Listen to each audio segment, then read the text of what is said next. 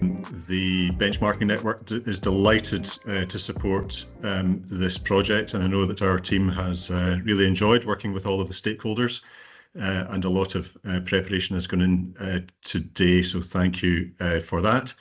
The NHS Benchmarking Network is almost 30 years old, and I think the term benchmarking is maybe doesn't quite describe everything that we do. NHS Benchmarking Network is a member-led organisation. We can do more with more members, and I hope today is good, provides a good illustration of our capabilities. And I look forward to working with you moving forward. And if you would like to advocate, promote membership of the network to your other colleagues in the wider sector, we would be delighted to hear from them. But real pleasure to be here today. Really looking forward to hearing about the findings and the direction. And I'll hand over to Steph. Pleasure to meet you too. Thank you, Laurie, and hello everybody. My name is Steph Lawrence. I am the Chief Executive of the Queen's Institute of Community Nursing and a district nurse, so I'm very interested obviously in this data. It's great to be working again with NHS Benchmarking. I think this is the third year now that the two organisations have worked this closely together and delivered this joint session. So it's great to be doing this again. I think we're going to hear some quite sobering data and facts today, which is always of a concern.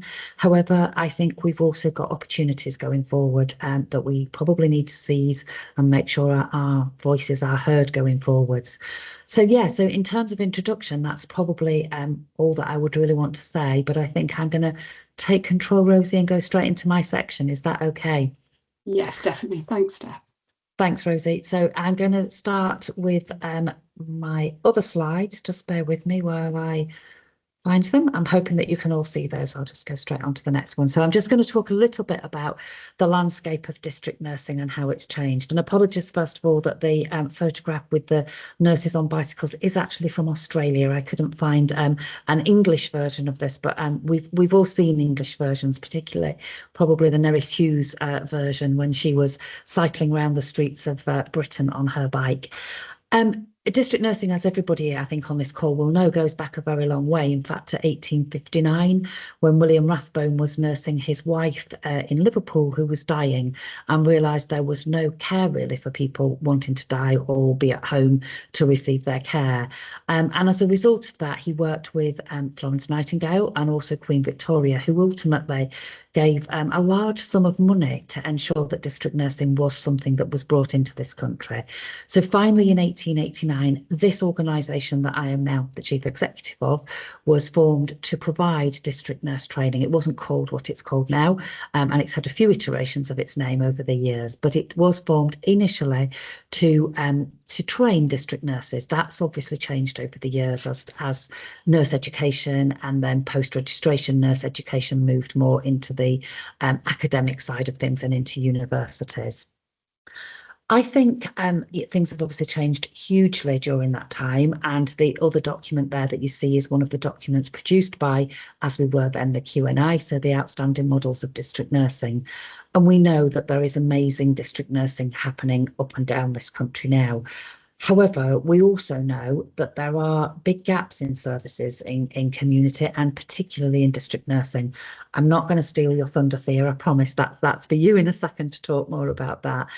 I want to focus a little bit on the complexity and acuity of the care that is now being delivered by district nurses.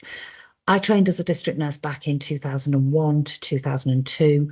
And even then we were delivering complex care. There's no question about that. However, the care that is delivered today, and I have been out there in the last 3 months seeing this care being delivered, so I am speaking from a place of knowing and having seen it very recently, is hugely complex. It is care that at one point would have only ever been delivered in a hospital setting. It's now being delivered routinely in patients' own homes. Thankfully, because I think that personally believes that that is the right place that this care is delivered. However, we need the right capacity and the right level of resource to be able to do that. We know that the volume of referrals continues to rise. We know that the contacts continue to rise. We know that lots of our systems are manual systems, and that makes it really difficult in terms of organising the workload, making sure we get the right nurse to the right place, to the right patient, etc. And we know that there's lots we can do around those things. And I think over time, we will, with the 10-year plan, hopefully move to that place. Hopefully we get that investment in digital infrastructure that we've been promised. And hopefully that helps us to move from some of those manual ways of allocating work, making sure we've got the right people in the right places. Some of the stuff around making sure that we haven't got, district nurses passing each other when they're actually going to the houses next door to each other, but there's 2 nurses being sent to the same street, for example, or the same care home. Some of that is stuff that we really need to sort out to enable us to free up the resource that we need to do what we need to do. I think here, obviously, a picture of the 10-year plan and just something around virtual wards. The reason for choosing these pictures, obviously, the thing that we make a plea for all the time as an institute is please don't set up new shiny services. We have the amazing resources that we've got out in the community in our district nursing teams and other nursing and allied health professional teams that can deliver what we need, what's in that Fit for the Future programme. What we really need is a shift in the resource to make sure that we've got the money and the resources available to us in the community to do it. Every time we set up a new service or we call something a new name, it unsettles the equilibrium. Oh, sorry, I can't even speak. Equilibrium of what we have out there in the community right now. So virtual wards came along. Virtual wards are not a new thing, and lots of you will have heard me say this before. These go back to the early 2000s and before. And actually, I said this at an event last night, if we didn't have our district nursing services, who in my opinion are virtual wards, that is what they're doing all of the time, we would need thousands more hospital beds in this country. And I think we lose sight of that. So I think one of the things that we've got to be able to do is make sure people understand what happens in community and understands what district nursing services do and what they deliver. I think without that, it's going to be really challenging. So one of the things that we're doing at the moment is really trying to influence policymakers. So that's policymakers at DHSC, policymakers at NHS England, to help them understand what community nursing is and what it isn't, what it's able to do and what it can't do at the moment because it hasn't got enough resource to do it.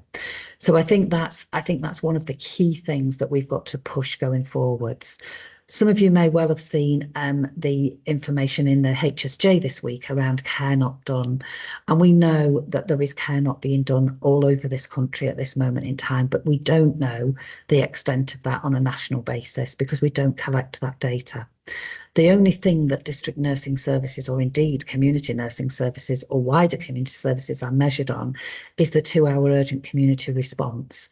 Now, again, I would argue that we've been doing that forever and a day. When I trained as a district nurse, if somebody rang with a blocked catheter or somebody rang because their relative needed, pain medication for breakthrough pain at the end of life or whatever it might have been, we obviously prioritised those visits and made sure that we got to them in a timely way.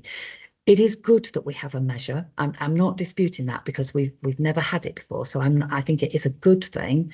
However, I'm not sure we're measuring the right thing because we're measuring an output. We're not measuring on outcomes or qualitative information of what's actually happening and what difference we're making to patients, which is the frustration for me that we're still just measuring an output. So I do think there's some work needed there.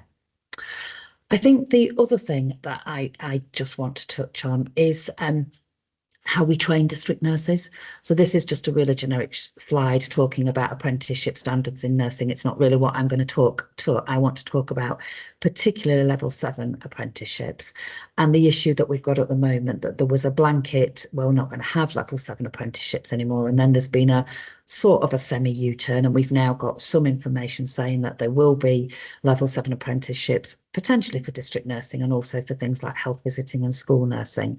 However, we have no guarantee, I don't think yet, of what that looks like and how long that will be for. We're being told potentially 3 years. However, and I know today's about district nursing, so forgive me for just going off piste a little bit, but it is part of this.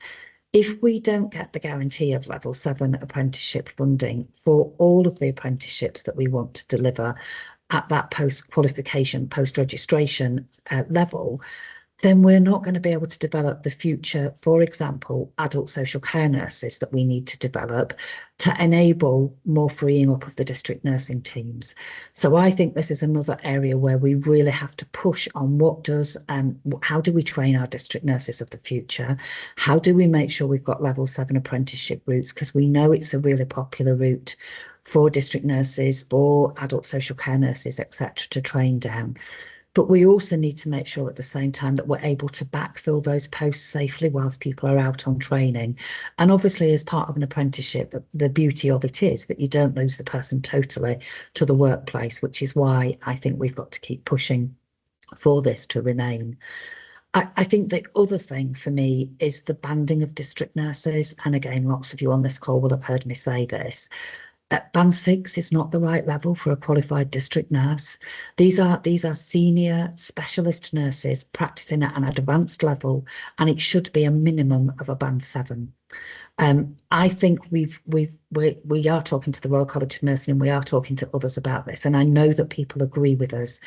The problem is that there isn't the money at the moment to invest in this. And that's the thing that I think we've got to push, because without that investment, we lose district nurses. We train district nurses, we get them in post, and then they move on because they get a band 7 post elsewhere doing something that's slightly different, or they go on and do a master's in advanced practice and become an advanced practitioner and get their band 7 or 8A or whatever it might be.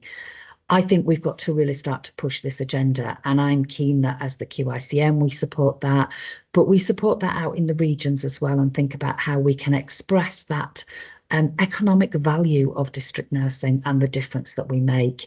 And I think that's by, unfortunately, talking in languages that are probably a little bit foreign to us in the community, because I think we've got to talk in acute hospital type language about the things that I said earlier. So, you know, if we don't have district nurses, we will need more beds in hospitals. We won't be able to look after wards full of patients in the community. When you start to talk in language like that, people do actually start to understand what that looks like. So I think we've got lots of things that we need to do. We've got to keep pushing the profession because it's the right thing to do. District nurses do a unique role every single day. We keep people at home, we facilitate those early discharges, and we prevent hospital admissions. We've got to keep doing that, and we've got to make sure that our policymakers understand that and our politicians understand that. So I would encourage all of you to invite your local MPs, invite your local councillors to come out and work with you as district nurses, to see and understand the work that you do, because unless it's seen, it's work as imagined, not work as done. And I think that is really, really important. I think that's all I want to say at this stage. So if it's okay, I'm going to hand back over. I think Rosie's going to introduce our next speaker. Thank you.